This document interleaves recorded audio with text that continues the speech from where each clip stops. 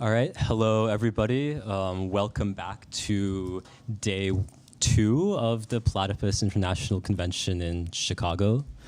This event is a public sort of workshop titled "The Low Point of Labor Resistance is Behind Us. The Socialist Workers Party Looks Forward," hosted by Platypus.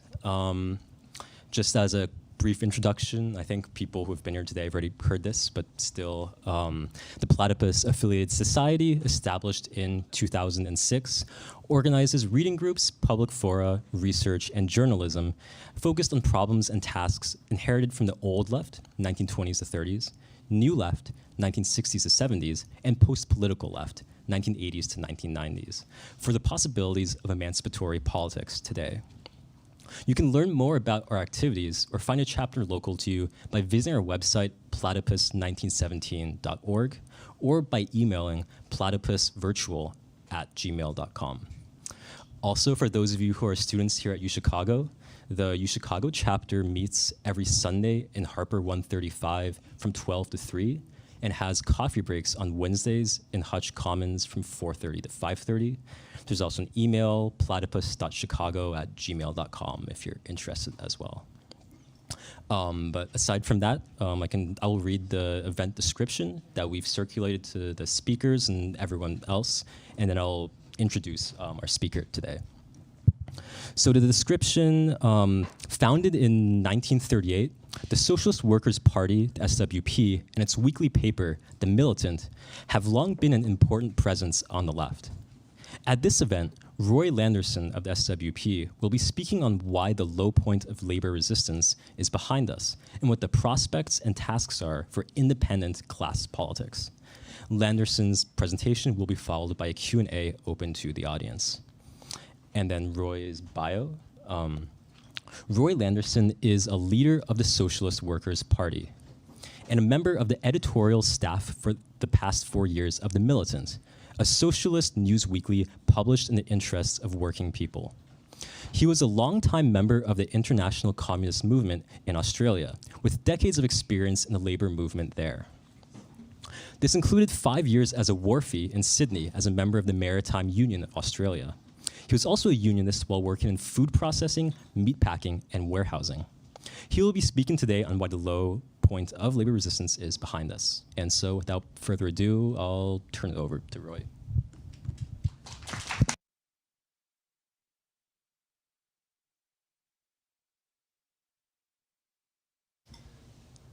Thank you very much. This is not the first time Erin and I have shared a platform. This is actually the 4th time. So I appreciate it very much. The invitation by the organisers of this convention to speak here and to join the discussion with you all. And I look forward to a vigorous, probably debate might even be a stronger word to use. But anyway, I'll proceed. The name of this session comes from the latest book by the Socialist Workers Party. The low point of labour resistance is behind us. The Socialist Workers Party looks forward. And the authors are Jack Barnes, Mary Alice Waters, and Steve Clark. I want to begin with the way the back cover introduces the question and the content of this book and the world that we're facing. The global world order imposed by victors of the inter-imperialist slaughter of World War II is shattering, with explosive ramifications for workers and farmers worldwide. A decades-long retreat by the working class and unions has come to an end. While the owners of capital and their parties, the Democrats and Republicans alike in this country, are intensifying their efforts to shift the burden of their crisis onto working people. That's their only solution. Wages adjusted for inflation have stagnated since the 1970s, but we all know what's happening to prices. Maternal mortality rate in the United States is the highest since 1965. Life expectancy has declined to 76 years, its lowest level in more than a quarter of a century. Working farmers are pushed deeper into debt and off the land entirely. more and more workers of all ages, skin colours and both sexes, just like are represented on the front cover of the book, here miners in the UMWA in Warrior Met during the long strike at Warrior Met in Alabama, and workers at Frito-Lay, a majority women, and I love some of the signs which you can't see from here, but shareholders don't make chips, employees do. That's a popular way of explaining the Marxist labour theory of value. Forced overtime equals no family time, and you get the picture. And there's also, very importantly for the front cover, it's not hate, it's Jew hatred, opposed scapegoating of Jews, which is a very important component of any party that seeks to lead the working class to victory, to take up any and all instances of anti-Semitic attacks. I'll come back to. Well, deeply connected with, workers are saying enough is enough. The pushback has begun. Deeply interconnected with this is the imperialist world order shattering, with global conflicts amongst rival powers mounting. This has deep consequences for workers and farmers worldwide. Conflicts that are leading to new wars on the horizon. What are the opportunities ahead for class-conscious workers who want to fight? Or for fighting youth who want to join them? What course of action is needed to forge a Labour Party built on these unions? And what are the prospects for building a revolutionary movement capable of leading the struggle to end capitalist rule and open a socialist future for all of humanity? Well, the title and the content of the book point to the most important single development in today's world, in our judgment. It's been a while coming, but the low point of working class resistance is behind us. Not only unions and working people in the United States as class polarisation accelerates, but workers, farmers and oppressed peoples on a worldwide scale. What happens here in the US class struggle always has powerful repercussions around the world. I can say that as an observer from outside for most of my life. And in today's world, more than ever. In fact, the class struggle is gathering weight as a factor in world politics. Mass protests have erupted from Iran to Israel, China to Sri Lanka, from Latin America to Europe. In a sign of the shifts in world politics, this book was one of the most in demand when over 1,000 titles were sold at the Erbil book fair a couple of weeks ago. I don't know if you know where that is, but it's the capital of Iraqi Kurdistan. These books ended up in the hands of working people and youth of different nationalities: Kurdish, Iraqi, Turkish, Iranian and others. Titles by leaders of the Socialist Workers Party, Marxist classics and on the Cuban Revolution were most heavily in demand. And you can read more about it in the latest issue of the Militant newspaper, which Aaron mentioned, is a weekly working class newspaper, published in the interests, a socialist news weekly published in the interests of working people. Sorry, I've got it folded the wrong way. But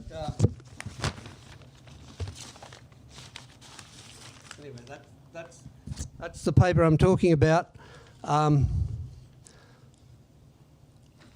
In my humble opinion, it's an extremely valuable communist newspaper, and I don't say that boasting, I actually say it regretfully.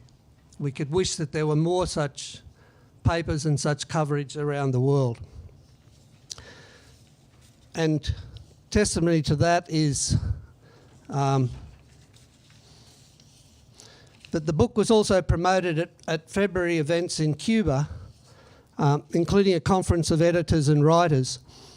And a leader of the Cuban CTC, the Cuban Trade Union Confederation, basically, said the judgment in this book that the working class retreat is over is very important for us, by which he meant working people, the union movement, and revolutionaries in Cuba.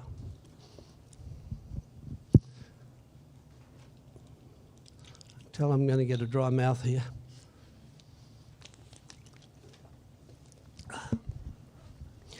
We should always remember that we are living more than a century into the epoch of imperialism. Lenin explained that imperialism is not a policy, but a consequence of the rise of the monopoly stage of capitalism.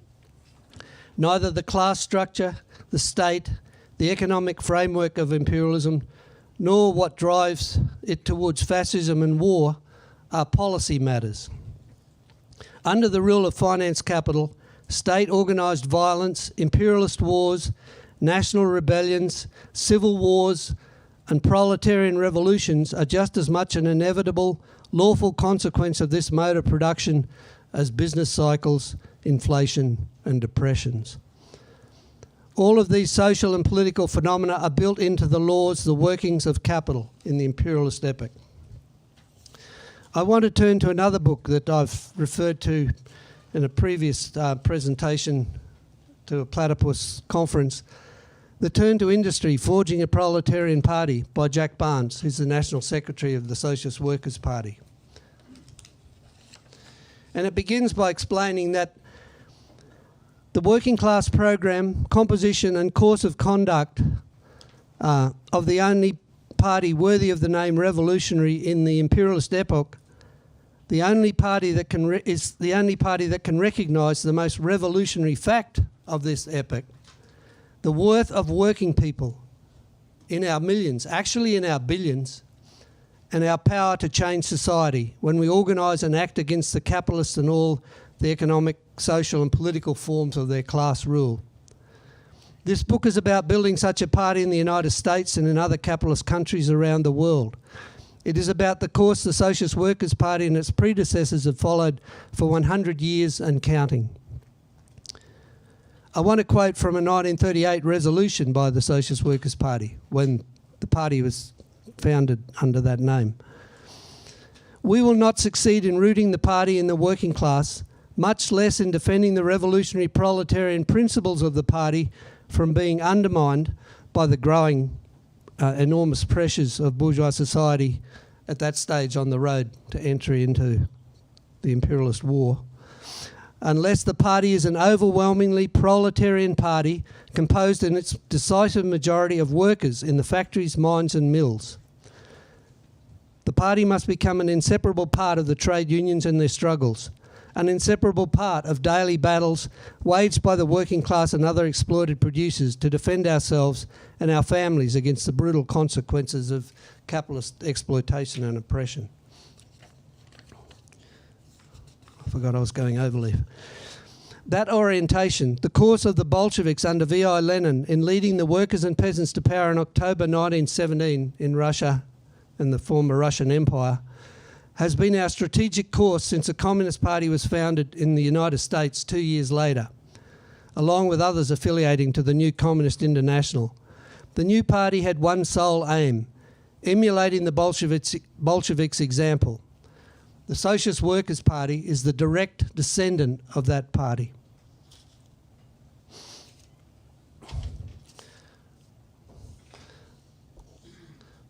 Okay. I want to throw something in here, a couple of things that really came out of the last discussion I was part of at the New School Conference in New York, which was about a discussion about the left, party of the left, regroupment of the left. We say that what is needed is a Leninist working class party, not regroupment of the left, that it's the questions that we face are not left versus right, not blue states versus red states. It's class versus class. And we have to, I see quite a few heads nodding. I think this is going to be a good discussion. But this is important, and I want to link it to something else that's in this book, which is what is Marxism? Which it's very important. I guess it's sometimes quoted, but often misunderstood and never applied. But on the eve of publishing the Communist Manifesto by Karl Marx and Friedrich Engels, Engels wrote a polemic against a petty bourgeois radical, Karl Heinzen. And he said that Herr Heinzen imagines communism as a certain doctrine which proceeds from a definite theoretical principle at its core and draws further conclusions from that. Well, Herr Heinzen is very much mistaken. Communism is not a doctrine, but a movement. It proceeds not from principles, but from facts, which is what I started this presentation with. That's where the Proletarian Party's program comes from. So we say that Marxists are part of the working class, not something outside it. The Revolutionary Marxist Party analyses all classes and their conflicts, all politics, from the point of view of the historic goals of our class, the class we are simply the most conscious and organised part of and the most consistent fighter for. Well, over the past year or two, there's been increased labour resistance, including hard-fought strikes organised by unions in bakeries and other food industries, in the mines, in freight rail, in hospitals, shipyards, farm implement plants, amongst truckers and elsewhere. Just to take one and to extrapolate it on an international scale, if you take nurses in action, there have been nurses in action all across the United Kingdom, in Hawaii, in Sydney, Australia. There's a list that just keeps growing. It's just kind of typical of the way the rulers are foisting the weight of their crisis onto working people. And there are other members of the Socialist Workers Party in the audience here who I'd invite to join in the discussion, who can more richly contribute to this, who've been out in, walking picket lines and engaging in real discussion that actually it advances the program in a living way, in a way that hasn't been possible before. Anyway, I just throw that out there. I think it's something that's important. I take this example. 30 or 40 years ago, we were in our propaganda, we were explaining nationalisation under workers' control, and people would like that, and some people would join the party. Today, we're talking about something much more concrete. If we talked about nationalisation today, then most people would think, in the case of the railways, that it would be the Biden administration taking over the railways. Well, that's not what we're talking about. So we have to we gear down into the what's taking place, I'll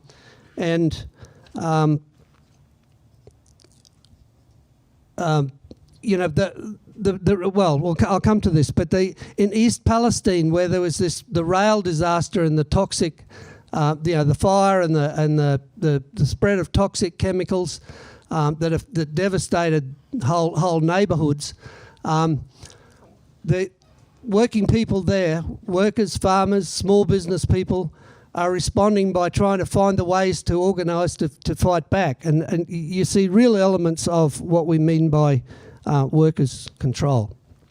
Okay, I've diverted from my script. So anyway, these fights reinforce long-term social struggles to end racist discrimination against African Americans, combat Jew hatred, and advance the emancipation of women. The centrepiece of this new book is the political resolution adopted by the SWP convention in December last year. And it presents, under today's sharpening conditions of political, social and economic and moral crises, the line of march of the working class under shifting conditions to state power and its international extension. The extent of struggles by workers and farmers from one part of the world to another differs, but we think that the low point of resistance is behind not only in North America but is an international trend. We're not predicting what will erupt or at what speed, but it's a matter of recognising shifts and changes that have already occurred or are happening now. And looking forward, the SWP explains that workers and other exploited producers need to be prepared politically for what what can erupt: explosive crises, new conflicts and wars, political class battles. The collapse of several banks from Silicon Valley in the US spreading to Credit Suisse and others in Europe, and the underlying fall in the value of US government bonds caused by rising interest rates, are symptoms of a long accumulating crisis of capitalist production and trade, and a sign of further crises to come. The rapid bailouts by the state show how the government serves the ruling families. And no amount of ever-increasing government regulation will avert more such crises. Capitalist competition, driven by downward pressure on the rates of industrial profits, will continue to sharpen. Capitalist investors are turning to making illusory profits, what it's called, Marx called fictitious capital. The immense speculative bubbles and the mountains of debt that, as they begin to shake and wobble, the bosses will be driven to deepen their attacks on working people. I have a series of issues of the New International here, a magazine of Marxist politics and theory, which maybe I'll come back to in the discussion, that really helped throw some light on this. I'm going to have to cut some of this short. Aaron's used to me doing this. So. Okay. Anyway, what the crises, the coming crises are inevitable. What is not inevitable is an end to this system of exploitation. That depends on us. Lenin explained that for the imperialist rulers, there is no such thing as an absolutely helpless situation. As long as they hold on to state power, the law of value, the workings of capitalism, will guarantee that their system will start back up. They must only endure. We must conquer. Okay, I already mentioned a little bit about East Palestine and this. I'd encourage people who are interested to look at the latest issue of the Militant. Each week the articles by the reporting teams from there are richer and more interesting in explaining how working people are determined not to take this lying down. I'll just give one example.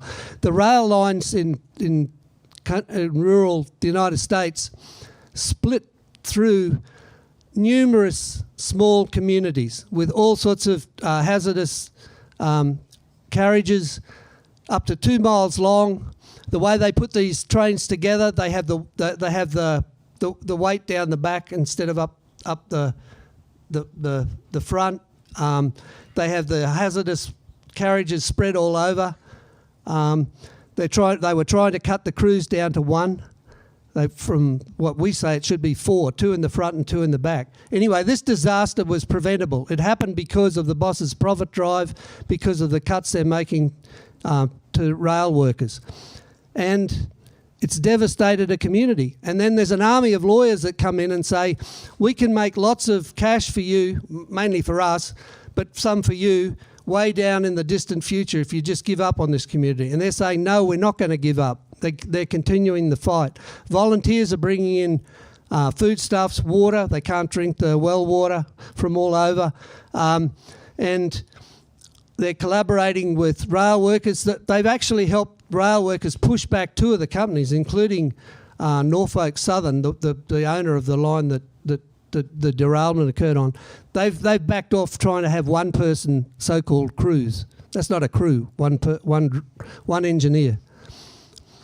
By the way, the capitalists are now talking about bringing this in the airlines, just having one pilot. How would you like to go up in a plane with just one pilot? But this is what they're driven to because of the crisis of their system. Okay, class polarisation is accelerating. You know, I only have to mention the Gates, Zuckerbergs, Waltons and Musks, let alone the old money of the Rockefellers, Mellons, DuPonts and others. And at the same time, the working conditions, the living conditions of millions are being driven down. I want to come to a very important part of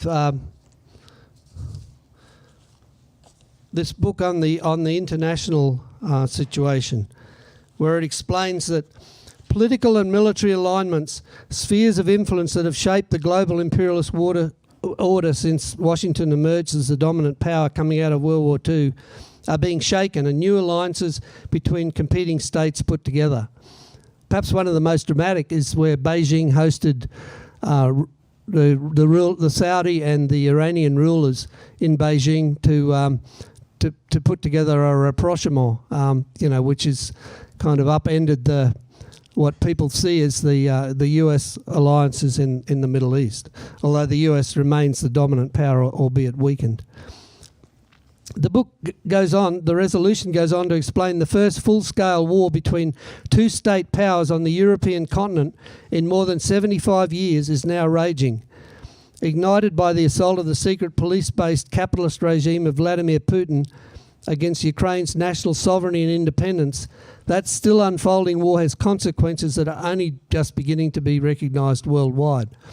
And each week, each month, that continues to unfold.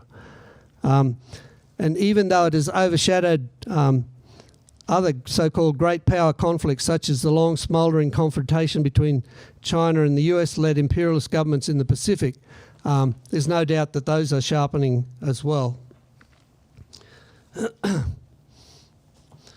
There's a statement in there that was brought out by the Socialist Workers Party within 10 days of the launching of that war, which still stands very well, very strongly today. Perhaps we can go into it more in the discussion. I wanted to come back to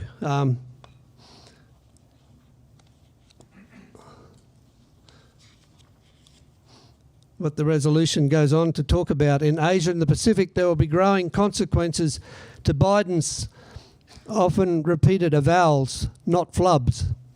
Well, as a non-native of this country, I had to go and look up what flubs were. But this is deliberate on the part of the US rulers, that they will respond militarily to any aggression by Beijing seeking to impose its direct dominance over the self-governed island of Taiwan. As this confrontation escalates, the regime in China has cracked down harshly on political opposition in Hong Kong and on the predominantly Muslim Uyghur minority in China's Xinjiang Uyghur Autonomous Region. It has fortified armed outposts on Pacific Island chains claimed by other Asian regimes, from Imperial Japan to Vietnam, the Philippines and others.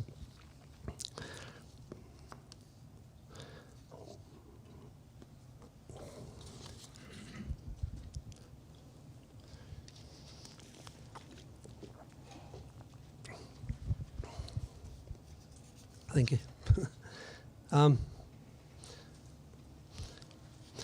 Well, I'd be happy to say more about that rivalry in the discussion period. But the reality is that US imperialism, both its global system of finance capital and its world military dominance, is in decline. But there is no replacement for it. Competition for profits on the world market can only intensify.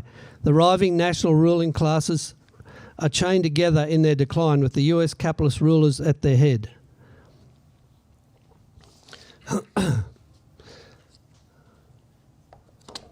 And I wanted to come back to the book again, where it makes the point that we've seen the nuclear sabre rattling by Putin, and we should never forget that the only government on the planet that has ever used nuclear weapons against human populations has been right here in the United States, when Washington dropped the atomic weapons on Hiroshima and Nagasaki. But the US rulers considered using nuclear weapons several times but decided not to. They weighed these options during the Korean War. A newly liberated China would also have been a target. During the murderous decade-long assault on the Vietnamese freedom struggle, as well as against the Cuban Revolution during the so-called missile crisis. We say that no proliferation zones, arms limitation treaties, or diplomatic pacts between imperialist powers and other nuclear-armed regimes can or will advance the fight to stop the global spread and eventual use of such weapons. There's no doubt that the risk of that is increasing today. No propertied ruling class is going to disarm and risk its own wealth and power while its competitors and enemies remain nuclear armed to the teeth. Only socialist revolution in the imperialist countries can bring the danger of a nuclear conflagration to an end once and for all.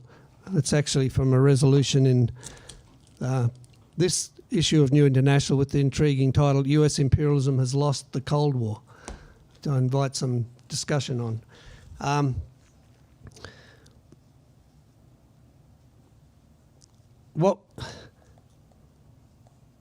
Disarmament asked the same 1938 founding resolution of the transitional program drafted by Leon Trotsky that adopted at the SWP convention. The entire question revolves around who will disarm whom. The only disarmament which can avert or end war is the disarmament of the bourgeoisie by the workers. The stakes are enormous. Working people need to see the necessity and grasp the opportunity to take political power into our own hands, as the toilers did in Cuba at the opening of the 1960s. We also explain that the road to eradicating the historic roots not only of women's second-class status but of black oppression and all the other forms of discrimination and the elimination of the growing coarseness of social life and bourgeois politics today is along the road to the emancipation of the working class from its exploitation as a class. The same independent working class course is necessary to defend the freedoms protected by the US Constitution, a fight that is at the centre of the US class struggle today. The rights and liberties needed and used by working people written into the Constitution were won in class battles over centuries. And central to the class struggle today is the fight to defend and extend those liberties protected by the US Constitution. Freedom of speech, freedom of worship, freedom of assembly, the right to due process, against unreasonable search and seizure, and more. Well, if you stop and think for a moment, all of those are under attack today, and primarily by the Democratic Party administration. Of course, a Republican administration would like to get in there and hack away as well. But the reality is there's a long history from the Roosevelt era, the setting up of the FBI, through there's more books on this that I can point to you to out there. Our party actually put the FBI on trial in the 1980s, and during that particular political period, came out with a ruling that the spying, the black bag jobs, the informers, all of that was unconstitutional. It didn't stop the FBI doing it, but it is an important victory to expand the space for working people to fight to defend our constitutional rights. And today, when they go after Trump I think they're now trying to charge more people with going into the Capitol on January 6, 2 years ago, than actually went in. And a lot of them, the way that it's the old plea bargain trick. Those who insist on right to a fair trial are actually getting heavier sentences than those that got threatened with massive charges and then opted for the plea bargaining, which of course extends right across the board, and I forget what the percentage is of the prison system that are people who are in there on plea bargains. Well, as Leon, when they go after Trump and others, okay, so he's a figure in bourgeois politics, their prime opponent, and the reason they fear him is not him. It's the depth of the devastation, the carnage that's affecting working people, that's making people angry, that they're no longer fooled by the two-party system. And he represents, or claims to represent, a way out for that. That's what the rulers really fear. That's what the Democratic Party really fears. As Leon Trotsky said, it's the law of history. No matter who they target today, It's workers in their vanguard who will be targeted tomorrow. And actually, we don't even have to wait for tomorrow, because the same time as the Mar-a-Lago raids, there was the African Socialist group, whose name escapes my memory, and the FBI interrogation of 60 members, Cuba Solidarity activists in Puerto Rico. But the Puerto Rican Cuba Solidarity Committee had a very strong line, said we don't talk to the FBI, we don't talk to the political police. And a very important lesson to be learnt there. Okay. I want to try and cut this short so allow the maximum time for discussion. The Socialist Workers Party is forging a proletarian party to make a socialist revolution like the Cuban working people did under the leadership of Fidel Castro, Che Guevara, the leaders of the rebel army. They didn't simply transform the lives, conditions and political consciousness of workers and farmers in that country. That revolution, like the Bolshevik revolution before it, opened a renewal of communist leadership in the Americas and elsewhere, especially in the United States. So we're forging a proletarian party, a revolutionary political instrument of the working class, to achieve the same thing.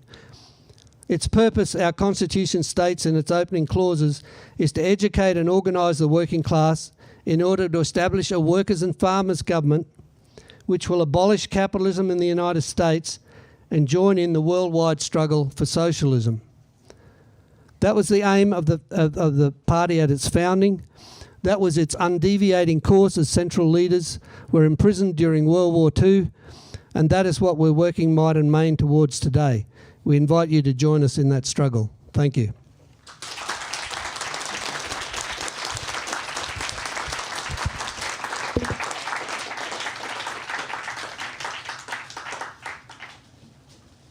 All right, thank you so much, Roy, for your remarks. I think for the Q&A, do we have an extra microphone anywhere? Okay. I'm going to try to keep... We'll share this one. Oh, yeah. Who has a question?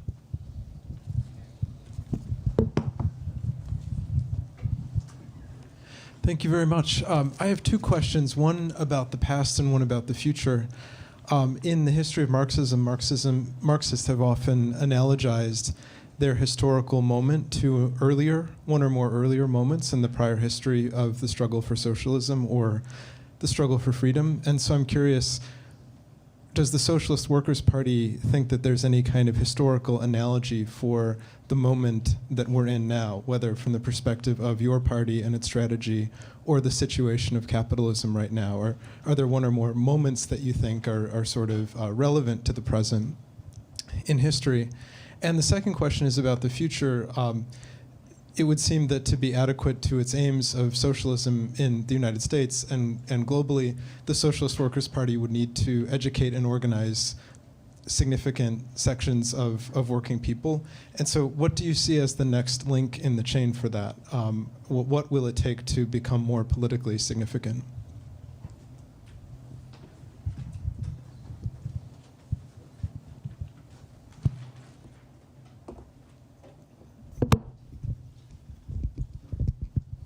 Well, thank you very much for two questions that get right to the heart of it. Perhaps this is my chance. I'm not trying to turn this into an ad, but it is very valuable. In some, the rulers are reinflating all the speculative bubbles in order to avert a Great Depression. They are absolutely petrified of what would happen in today's world of another 1930s scale economic crisis. Because you have to remember, in the 1930s, most of the semi-colonial world was not deeply integrated into the capitalist world market. The Soviet Union was largely outside it. Today, the scale of humanity, the size of production, the size of the industrial working class dwarfs that then, and they don't have the same means of defence of capitalism that they had then. When in the 1930s, we point to the experience of the Teamsters Union in Minneapolis, which was a class struggle leadership of a fighting union that extended its influence throughout. There was the rise of the Congress of Industrial Organisations, the industrial unions, and there were more than moves afoot. There was a dynamic towards the need for a Labor Party, independent of the Democrats and Republicans. And of course, the majority of the trade union, the upper levels of the trade union officialdom opposed that, particularly as the Roosevelt New Deal turned into the War Deal and they drove towards World War.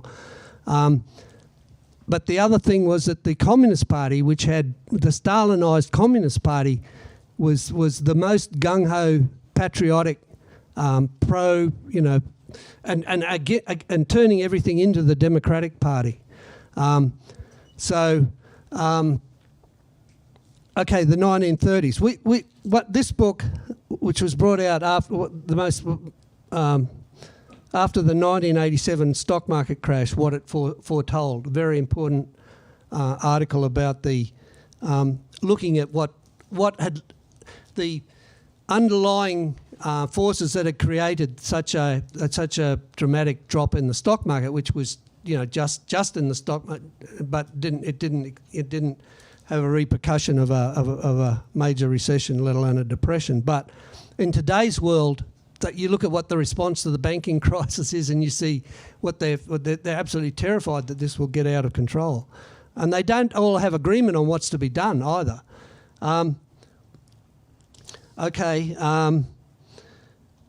In terms of war, New International Number 7, Washington's assault on Iraq. This was the first one in 1991.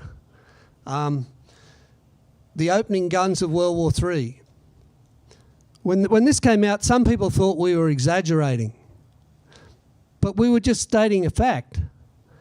If you think back to World War I, the opening guns of World War I were almost in the Boer War when German warships, Berlin weighed up the possibility of intervening against Britain. Then there was the Spanish-American-Cuban War. You had the Balkan Wars. World War II. You can point to the Japanese invasion of Manchuria, the Italian invasion of Abyssinia. Each of these world wars had lead-ups. But Leon Trotsky said that World War I was inevitable. In the collapse of the Second International, but World War II was not inevitable. That depended on the Stalinist betrayal of the Spanish Revolution. It was only after the defeat of the Spanish Revolution that Hitler and Mussolini accelerated on the one hand, and the imperialist rivals to them on the other, towards World War II. If you think about this, if there'd been a victory of the revolution in Spain, that would have sent shockwaves through the German working class. It would have challenged the hold that the fascist regime had.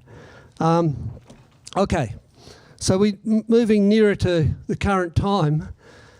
We say that almost alone, and again people thought, what are you talking about? U.S. imperialism won the Cold War, didn't they? It was a victory over communism. Well, no. There was the collapse of Stalinist regimes that were one of the important pillars of imperialist domination in the world. They lost one of the pillars of stability. And they didn't, the promise that the markets were going to open in Eastern Europe and the former Soviet Union, that capitalism was going to ascend to a new heights. Well, they had these illusions for a while because of the combination of several things in China, with globalization, containerization, the acceleration of the opening up of the Hong Kongization, which became the opening up of capitalism in China. And now we see that's run its course. So now we're in a situation where, I'm speaking for myself, but this is the view of the SWP, that this is the gravest historic crisis that imperialism and therefore humanity has ever seen. And I don't know that there's there's elements of analogies with all of those different things, but there's no one to point to. Okay. Other people can join the discussion on this, but I'd welcome it. But the next, maybe I'll keep my comments on this short. The next link in the chain, I think that's a very good question, but that's exactly what we're trying to do, what we are doing, where we have members of fractions in the bakery, BCTGM, the bakery, confectionery, help me, someone. Tobacco. No wonder I couldn't remember it. Anyway, you know what I'm talking about. The Bakery Workers Union and the Rail Union. I mean, think about the discussion amongst rail workers, what the bosses drive and what they've been doing for decades. And it's got to the point where they were pushing for one-person crew and all the derailments. There's, 2,000 derailments a year. Now it all of a sudden comes to light. Now all of a sudden, because it almost got to a strike, a lot of people are finding out rail workers don't even have paid sick days. They can't, because you can't plan a funeral or a serious illness 30 days in advance. I mean, anyway, it's so if you read the Militant newspaper, I urge you to read the Militant newspaper carefully each week. We wish there were more. Are in the thick of this. And that is the next link in the chain. Oh, is this on? There we go. Hi. Thank you very much, Roy, for your opening remarks. I'm Becca. I live in London, so we've been interacting with the Communist League, which is the UK faction of the SWP, and this is kind of continuing a discussion that we were having last week with Jonathan Silberman, who's kind of leading efforts there in the Communist League. And particularly about the history from which the Communist League actually emerges from and then affiliates with the SWP, which is the industrial turn, right? So as I understand the activity of the SWP in the US and the Communist League in the UK, members of the group are assigned to different workplaces and embed themselves in the working class on the shop floor. The idea being that's where you earn the trust of the workers, and then you can start kind of clarifying their consciousness, right? So has this strategy from kind of the 80s, as I understand, I think it's the 80s, where the early 80s when the industrial turn happens, has the strategy ever adjusted or changed when kind of labor resistance entered into a low point? Will it change now that it's emerging? Labor resistance is emerging out of this low point, and it seems to be taking some kind of more radical activity. And how do you orient yourselves to other leftist or Marxist groups who are attempting to do similar things within the workplace? Do you vie for any political leadership?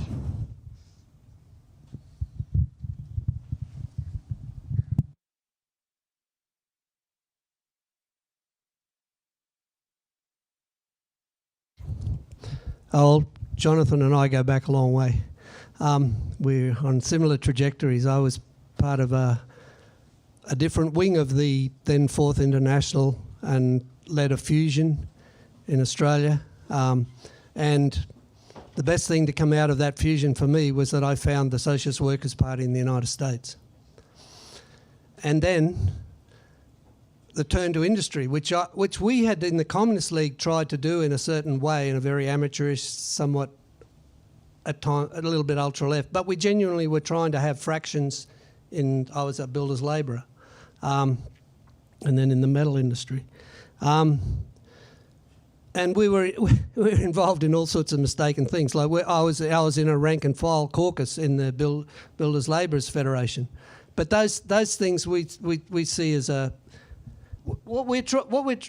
from the beginning, the turn that was led by the Socialist Workers Party, which is not a abstract strategy. It's a concrete turn to get members into industry to become workers ourselves, not to be knowledgeable experts preaching to workers who happen to be on the same work site, working alongside. We were transformed, and the parties were transformed by that, and a combination of other things like the Nicaraguan Revolution, going back to the Cuban Revolution again, the study of Lenin and of Marx on a new level, led to all sorts of programmatic developments, which can only come out of concrete experience and political leadership.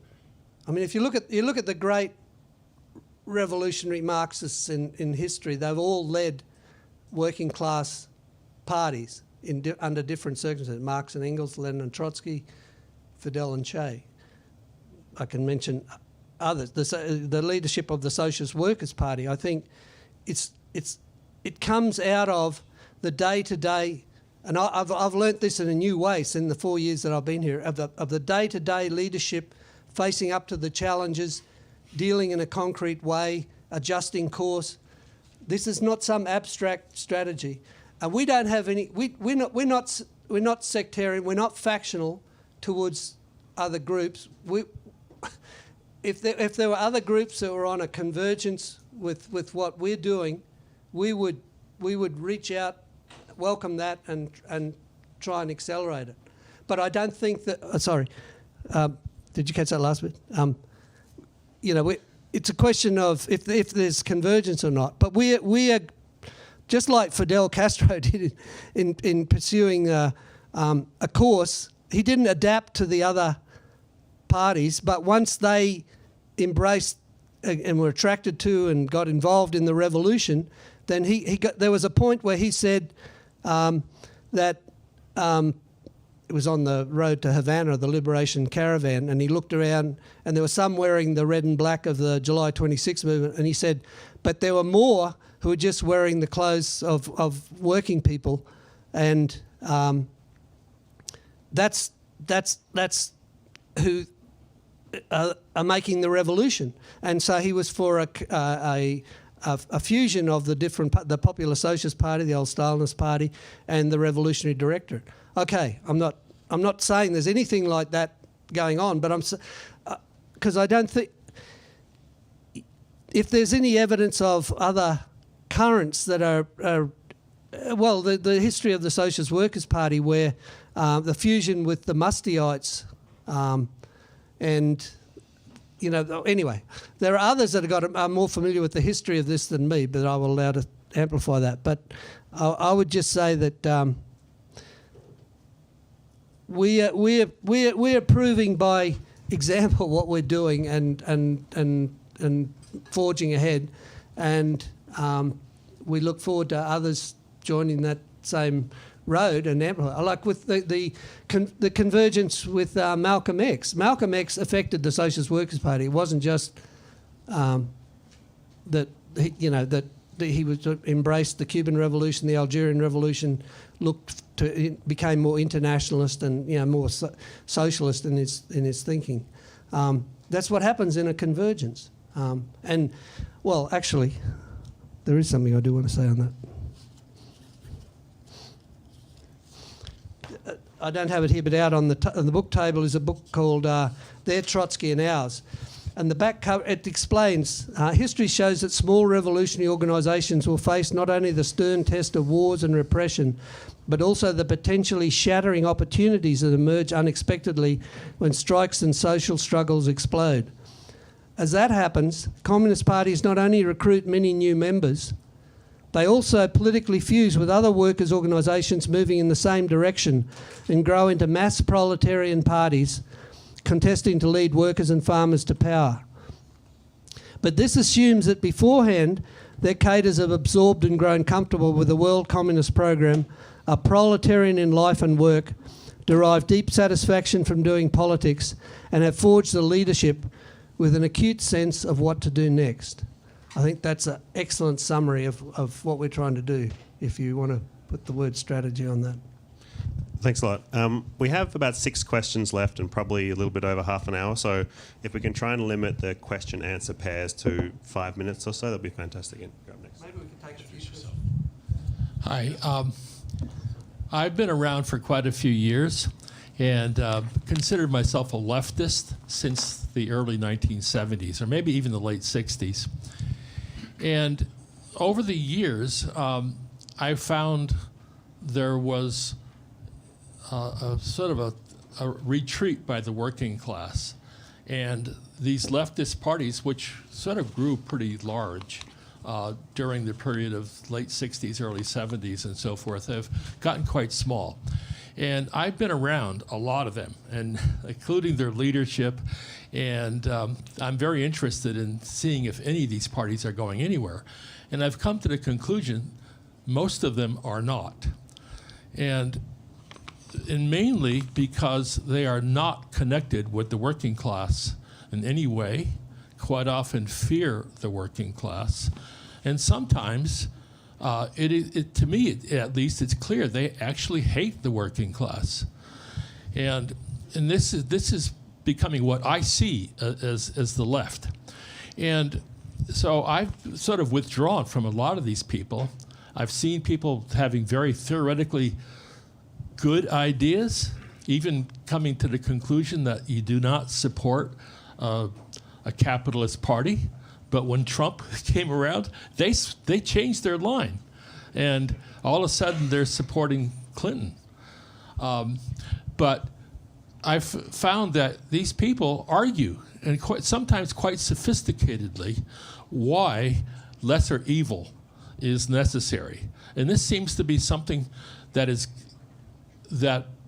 affecting politics in general. Is there's a force, and a lot of it is the left, is going around convincing people with some pretty sophisticated arguments, calling other people fascists and nonsense like that, but pointing to a lesser evil, however evil they may be. But one thing I noticed, starting with Katrina, whenever Katrina was, 2004 or something like that, I could speak to a worker more clearly than I could to a leftist. They would understand high theoretical issues where leftists were not able to. I mean, they may abstractly understand things, but they wouldn't understand things in a concrete, where the working class was more and more open to even very sophisticated discussions. And one thing I thought while I was sitting here listening to you was an average worker that was interested would have no problem following what you're talking about.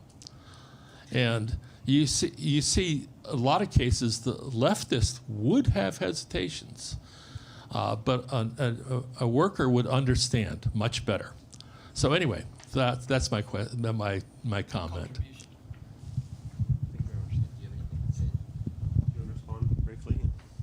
Well, I just endorse the whole tenor of your comments. Thank you, and we can get. I mean, I might come back to it in the course of other questions, but it's a very interesting observations that you make, and they're accurate.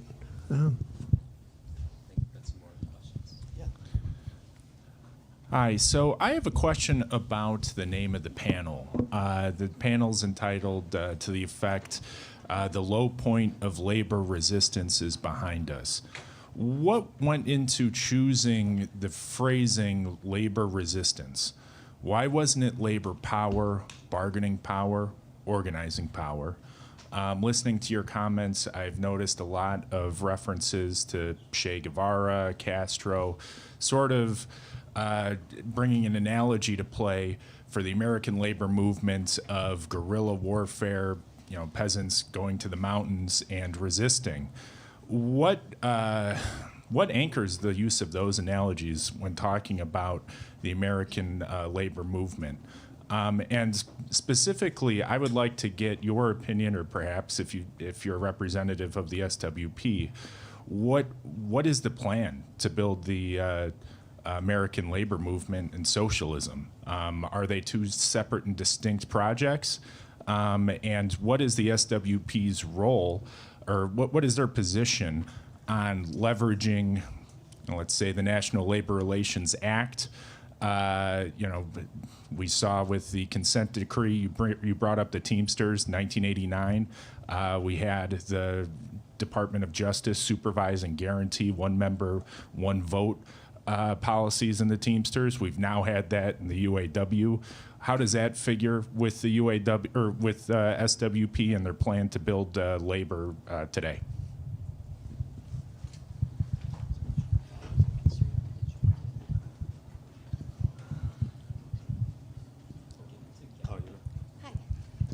Hi. I'm a member of the Socialist Workers Party. I actually work in an industrial bakery in Minneapolis. I'm a member of the BCTGM. It's the Bakers Union. I just got back from a trip to Cuba. I was there for the Havana International Book Fair. And while we were there, we met with the CTC, which is the trade union in Cuba, specifically the food workers there, with the food workers there. And at the place I work, during the Christmas rush, one of my coworkers' hand got mangled in a machine that didn't have guards on it. So in the following days, talking with my coworkers, there was a lot of machines around that were unsafe to work on. So through our union, we put signs on them, and the bosses protesting the whole time, but really showing the importance of having our union and using it, and the confidence we got from this process. And so when I was in Cuba and meeting with the CTC, I asked, how do you maintain safety on the job?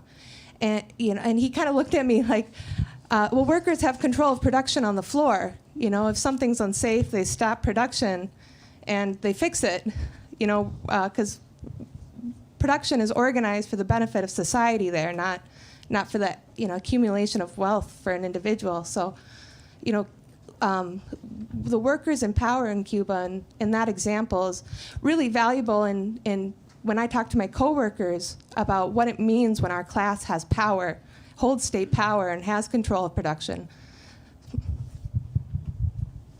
Thank you. Did you want a chance to respond, Roy, to the question from the back?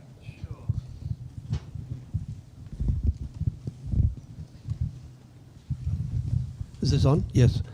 Well, I would urge you to consider getting this book and reading what it says on the questions that you raise. I'm talking about the final section, Forging a Proletarian Party and Educating its Cadre, but it deals with the question of our trade union building efforts in the unions that I mentioned. And it says, through our unions we help mobilise solidarity with strikes and other struggles, reaching out to the broad labour movement. We're active in organising efforts to bring workers who aren't yet union members or who work in unorganised workplaces into the union, thus building the union and strengthening the labour movement.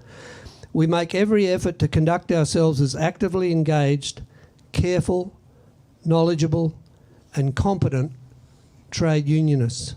That's our job both as party members and members of our unions. That's our proletarian orientation and Marxist continuity.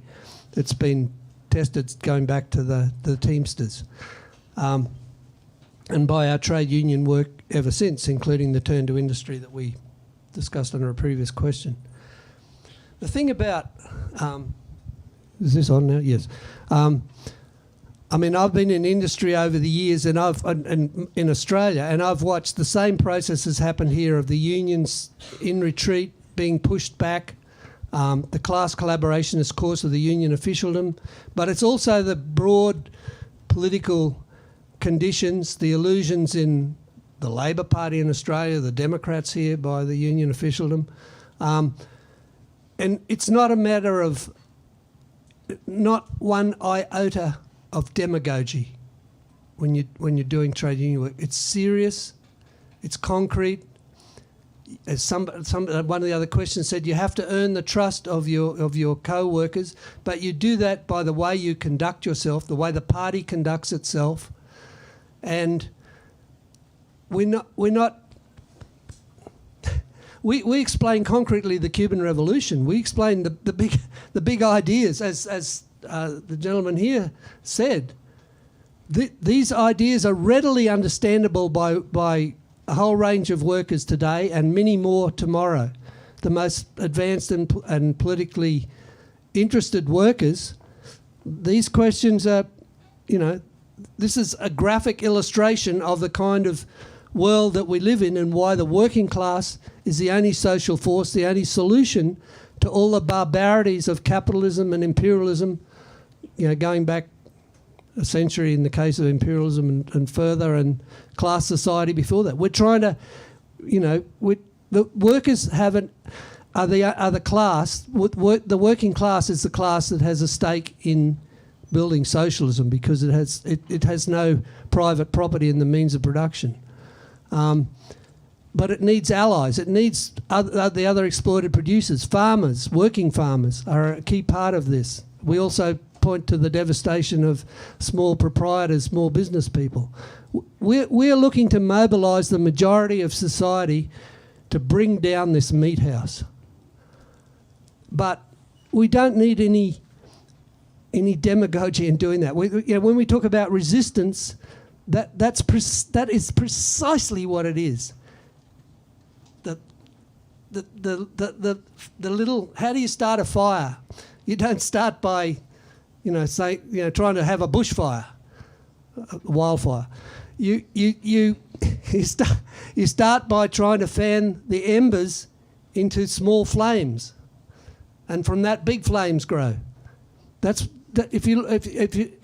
what happened in the Cuban Revolution. That's what happened with the Bolsheviks. Were a small minority, but they even midway between February and October, but they persistently held to a course. They patiently explained, which is what we do, and they won the majority because of the revolutionary conditions.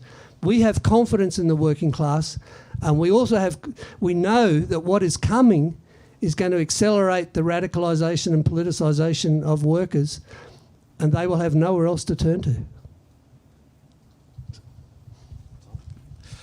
Thanks, Roy, for, as always, really interesting presentation.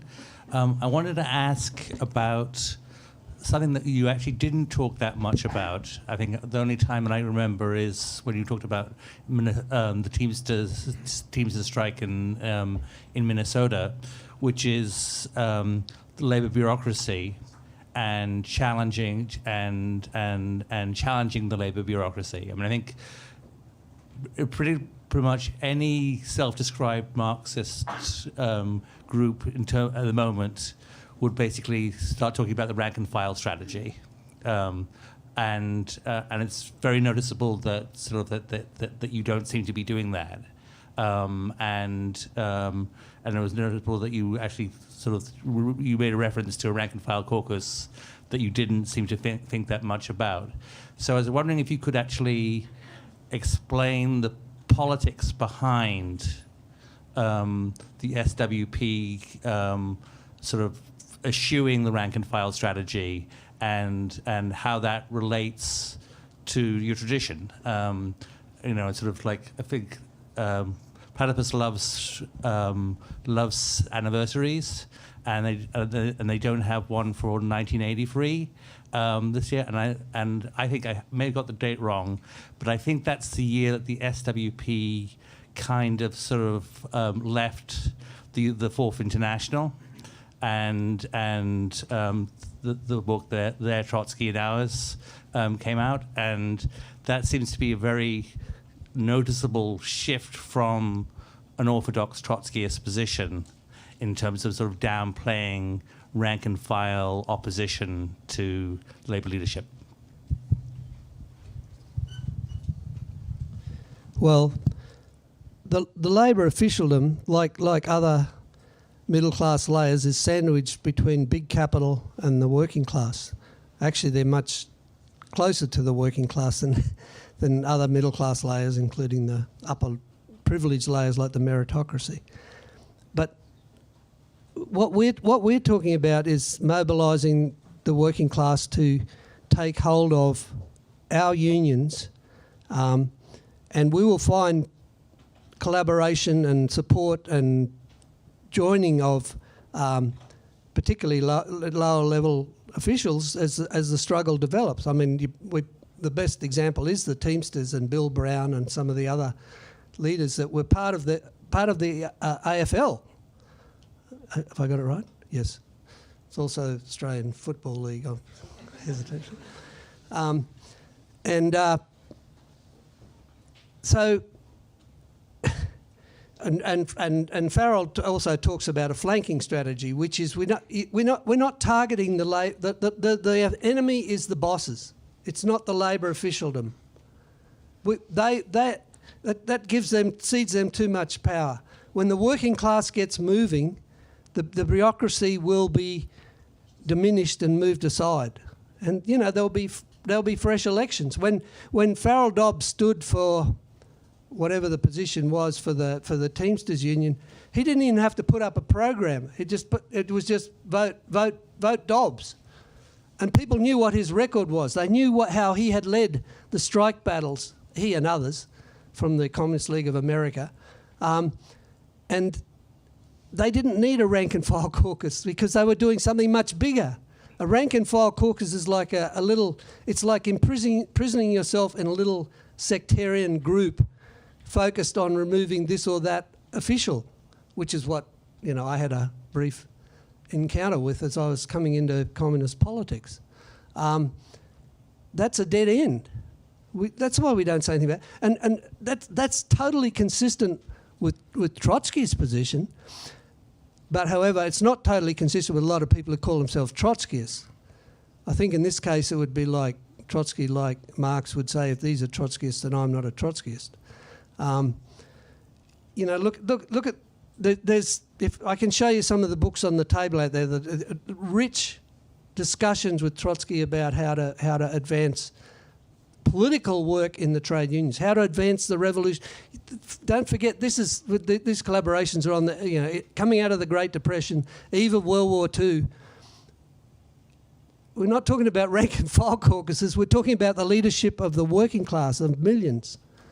Our sights are way above what the little groups that are involved in these rank and file caucuses. And okay, some of them not like the UAW vote. There's some official gets knocked off, somebody else comes in. The outs get in. Does that really change anything fundamental? What will change is when workers are in motion and in struggle. That's what will transform the unions. But they need revolutionary leadership. And we actually think that the unions, you can't make a revolution in this country or in any of the advanced capitalist countries without doing this kind of union work. It's even possible, Trotsky said, that the unions could become a form of Soviets because they are mass working class organisations and they can be transformed when workers, the content changes. Or the trade union officialdom could have such a stranglehold that at some states they become an obstacle. That's the two extremes of what could happen to the unions. But there's no way to prejudge that. You just have to do what we're doing, which is trying to advance the consciousness and the struggles of rank and file workers. That's who we are, rank and file workers. We also happen to be worker Bolsheviks and have a party and an international movement that gives us tremendous power. A lot. For the sake of time, can we try and keep our questions and answers now down to like a couple of minutes at most? We've got probably 8 people we want to get through in negative 10 minutes, so let's go quick. Hi, it's Mateusz from London as well. So I've also spoken to Jonathan Silberman, and after our panel, when we talked about organizers that were organizing tube strikes in London in November around the cost of living crisis. And he mentioned how in the 70s he was organizing minor strikes that were considerably less organized, that had solidarity with the transport workers. And that, just for comparison, when the strikes were happening in the 70s, entirety of London public transportation was standing for multiple days on end. The biggest strike wave we could get in 2022 resulted in 1 day a month of tube not working and some essential services preserved, plus the crowded buses still running. after 70s, we had the moment of 2008 crisis, which had yielded Occupy Wall Street, Millennial Left, another wave of attempted organizing under the aegis of DSA in the States, Corbyn in the UK, and other projects in Europe, which were considerably less extensively organized, and they also ultimately failed to collapse into mainstream progressive parties. So my question is, in 2023, we have considerably less organized working class, failed projects of millennial socialism waiting on us that have collapsed into those parties, and significant pressure coming from reorganization of and collapse of neoliberalism, just pressure on the living conditions of worker. Additionally, there are rising geopolitical challenges that weren't preserved in the era of end of history of the early 2000s. Ukraine, Taiwan, crisis of EU, etc. So my question is, what do we have now that we didn't have in the 70s and that we didn't have the early 2000s that opens up the opportunity to organize for socialism and that makes us think that indeed the lowest point of labor resistance is behind us? Thank you.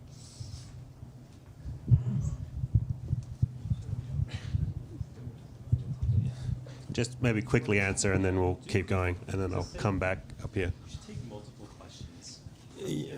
Yeah, but... Should I? Just do the 2 questions at a time. Okay, I'll try to be really quickly. I had also a discussion with Chris Hoffner in Philadelphia, so I'm an SWP member there.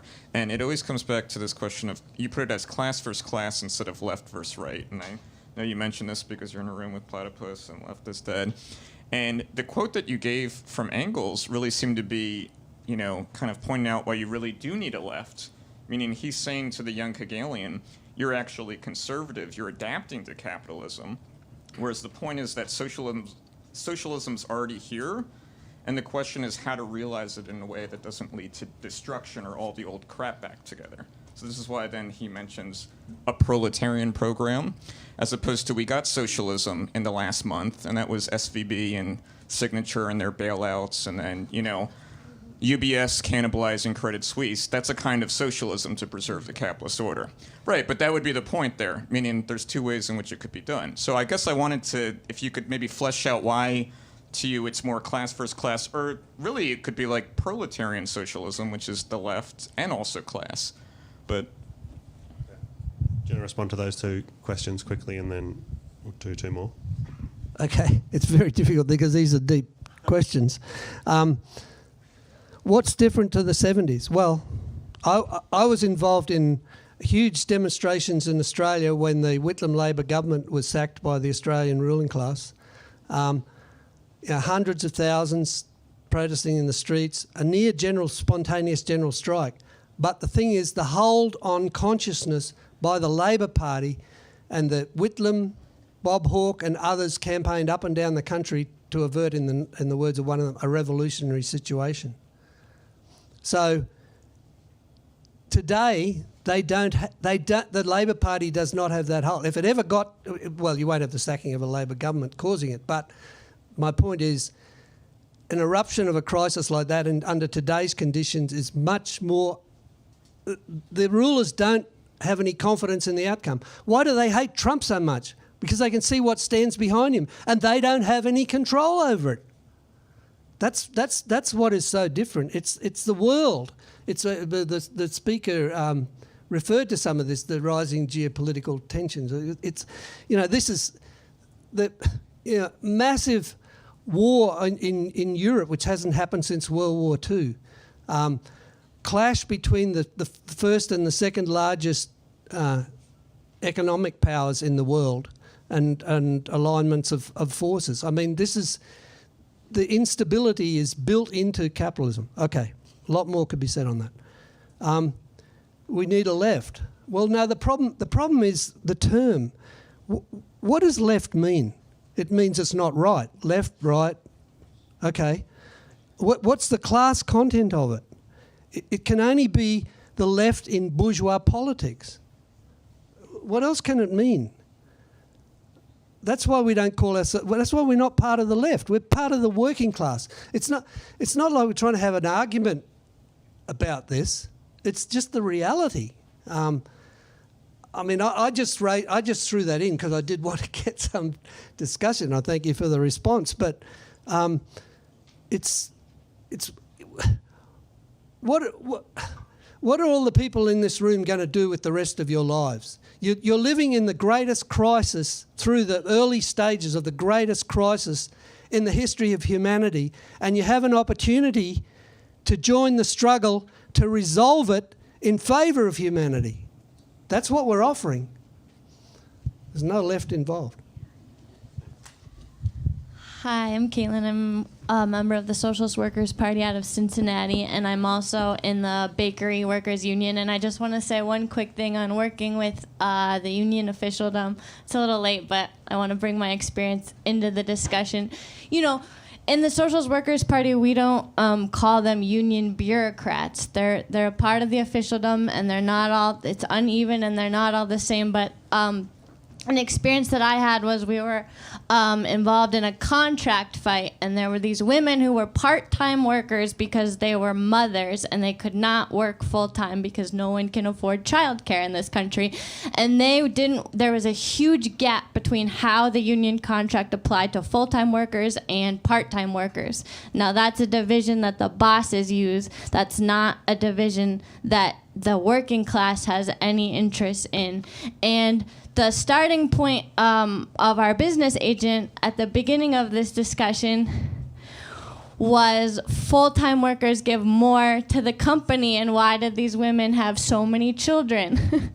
But the women continued to show up to our union meetings. They got the support of the full-time workers 100%, and our business agent, along with our shop stewards, went into contract negotiations, willing to fight for these women, and we won some important gains to get rid of the divisions between the part-time and full-time. And this is a small example, but I think it's an important one that highlights the kind of work that we're doing alongside our class, alongside our coworkers. When we talk about the unions, workers are the union. We are the union, and the officialdom will follow us.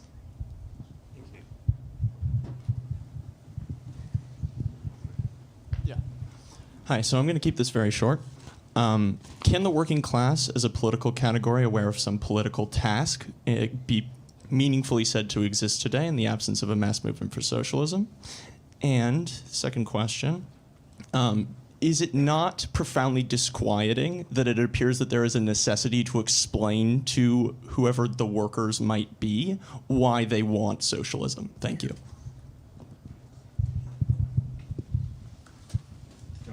Just answer that.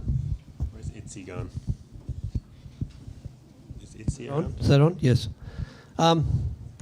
Well, Marx made the point that the working class is a class in itself, but not yet for itself. I mean, he's answered your question. Our goal is to raise the working class up to be the ruling class in order to transform society and to change consciousness. It's a complicated thing the way it happens, and you can't project it in advance. But vanguard layers of workers change their consciousness.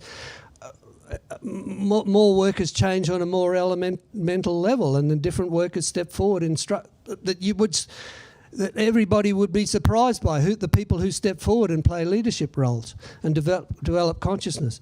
And the consciousness also comes from the political conditions, the great political crises, the wars, the depressions that deeply affect the consciousness of millions. Okay. I'm glad the previous speaker raised the question of divisions in the working class. I just want to pick that up and relate it to this question down the front as well. We are working to overcome the divisions in the working class. We are not working to overcome the divisions in the left. They're two different things. Think about it. Okay? I'm keeping it short now, right?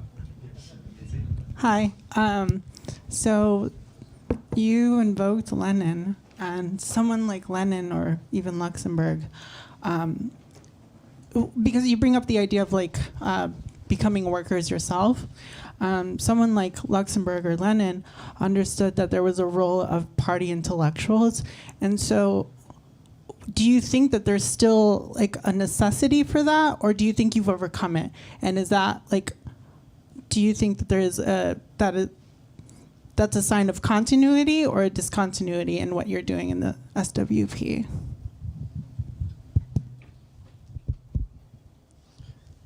Are we taking two? Or? Can I still take another question? We have too many people that want to ask questions. Should I? Yeah, just ask two at a time. Yeah, okay. Thanks a lot for your presentation. My question gets at this ongoing conversation about like what does it mean to be on the left and about divisions within the working class. So as you said, it's not a question of red states versus blue states, but class versus class for the SWP. And in the book that gives its title to this conversation, I read, quote, "Socialist revolution is impossible without the fight to transform the unions into instruments of class struggle wielded by class-conscious, battle-tested workers." Skipping some bit, consequently, SWP members take part in building a leadership able to organize a broad fighting class struggle left wing, one capable of transforming men and women as they transform the labor movement. A class struggle left wing has yet to exist in the labor movement in the United States. Substantial progress toward building a class struggle leadership of this kind was made in the 1930s, blah, blah, blah, skipping for time.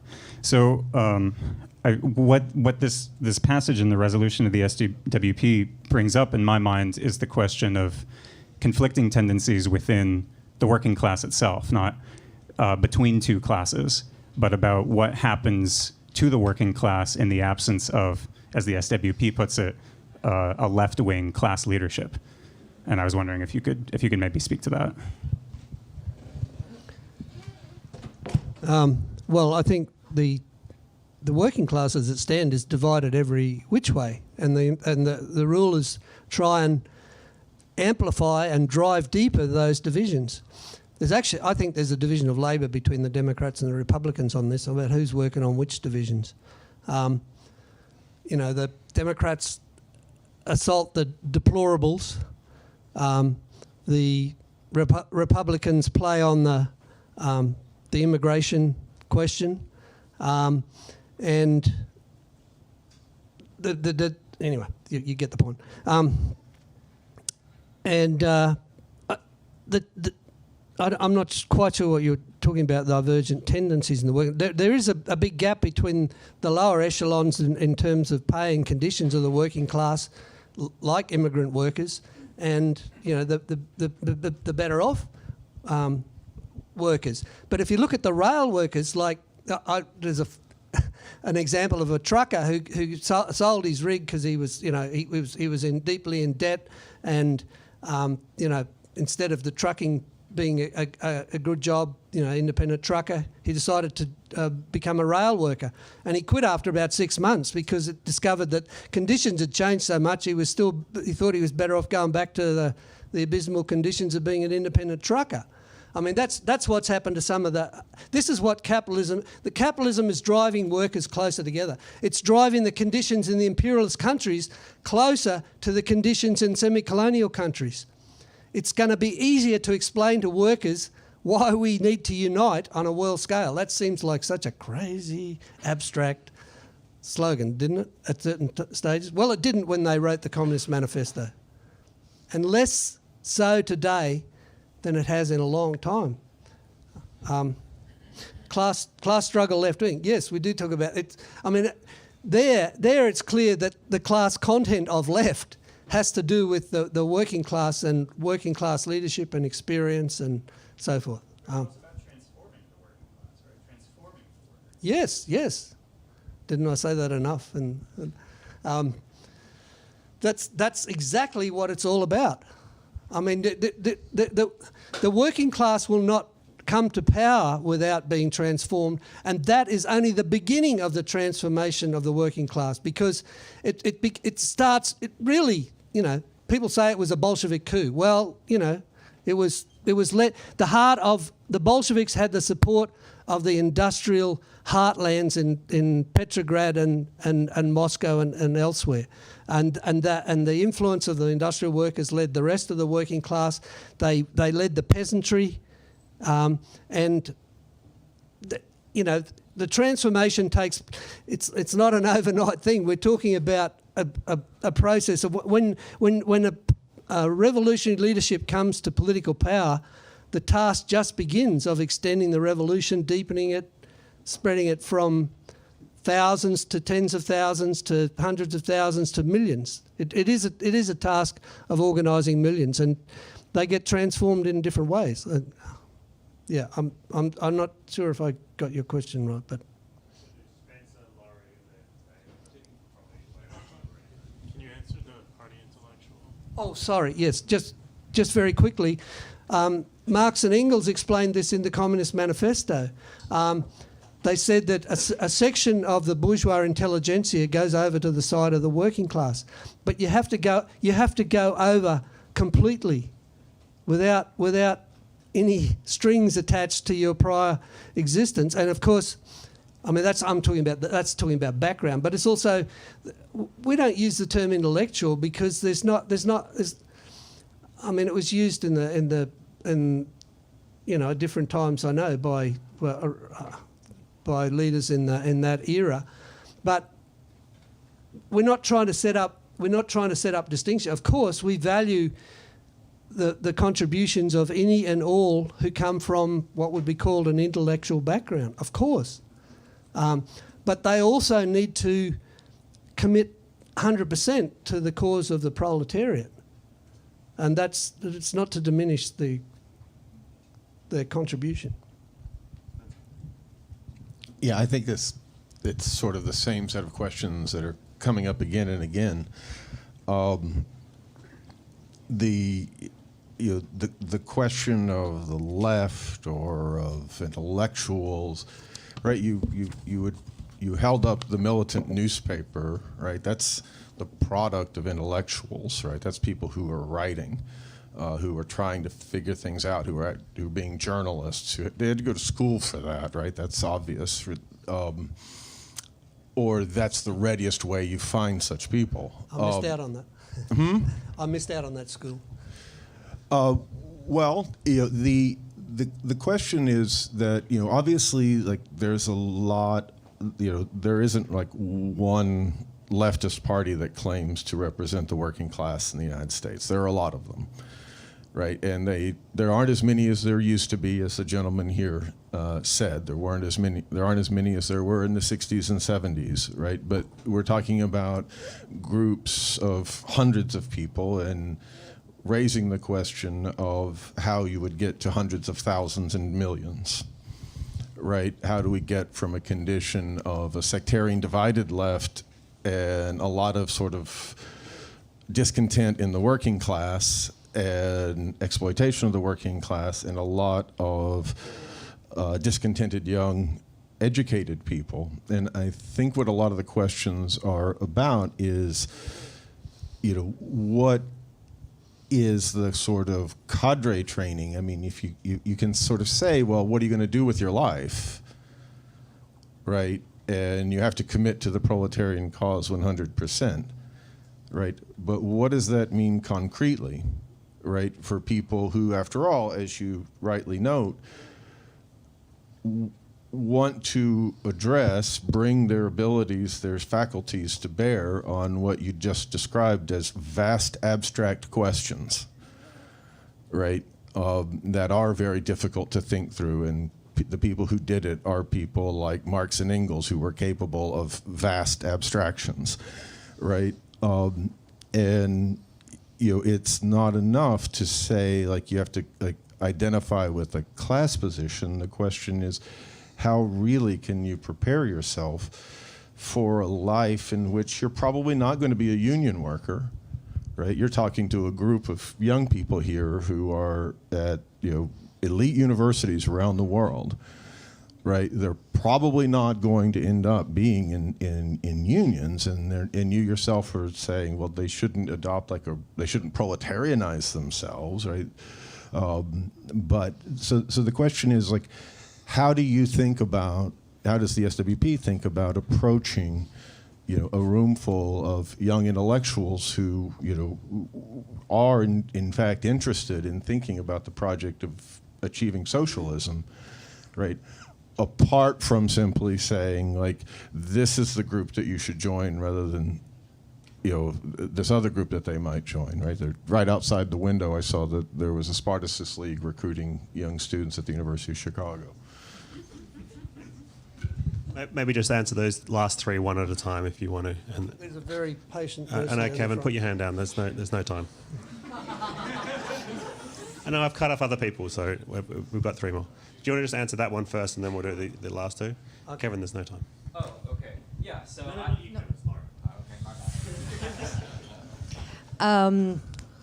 I've also met with SUP comrades in Miami at the Labor Forum, and one of the interesting conversations that we had there was about Trump. And I would like to ask you, because I think one of the unique things about the SUP in recent times was that you took a very soft on Trump approach during the moment that the left got swept up in anti-Trumpism. Or you would say even anti-Trumpist hysteria.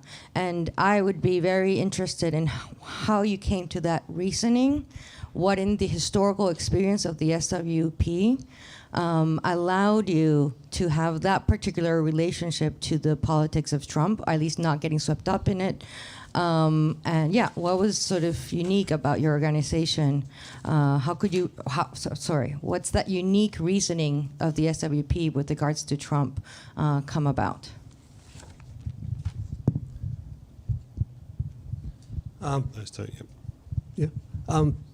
Well, just very quickly, I mean, that's, again, a big question. We're not soft on Trump, we're just soft on the working class.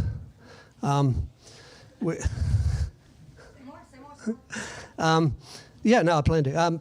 Very quickly. I mean, we could see the way. I mean, see the way this was building, about the way that he portrayed him as an outsider. He's going to drain the swamp in Washington. He was the only person who talked about the carnage facing millions of working people. Well, this is all true. There is a swamp in Washington. There is carnage. Like, the Democrats don't want to talk. They're the friends of Labor, and they want to bury all this. They want to hide the truth. They want to stop the rail workers going on strike. Who knows where all this is going to play out? I was speaking to a young working farmer a few weeks ago, and she said, "Yeah, I voted for Trump, but I've gone off him now." And I suspect some of that's happening too. But he's also a force to be reckoned with, because he is outside their framework and he's out of their control. And he threatens, if he doesn't get the Republican nomination, he'll form an independent party. I mean, this is all the deepening crisis in bourgeois politics. But our eyes are on the working class. I was looking for it in this issue of the Militant. I think it's the previous issue, when some comrades got to East Palestine, and it was somewhere, it might have been the next town, and people said, "Oh, you got to go and talk to the Murphys. They're really strong on fighting all this."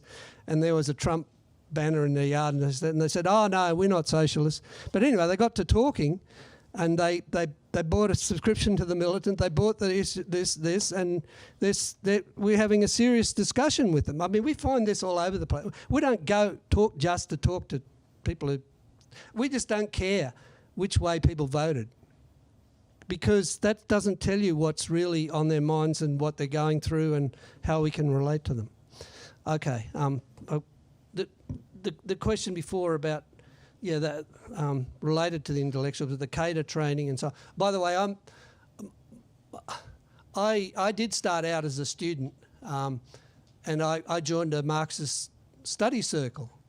But my education was joining the communist movement. All my real theoretical, if you like, education was in and through the communist movement associated with the Socialist Workers Party.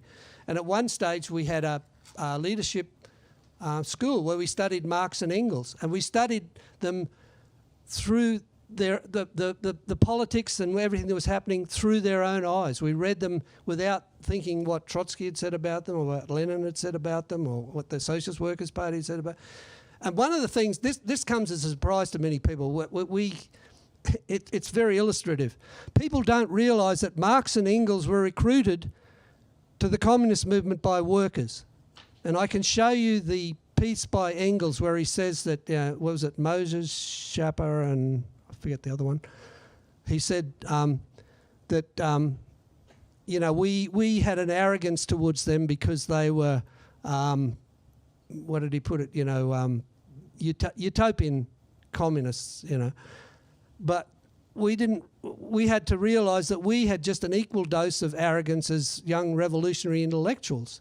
And they wrote the Communist Manifesto because it's a product of a fusion of intellectuals and workers. And Marx had close relations with workers in London, on the continent. He wrote to working class leaders in the United States.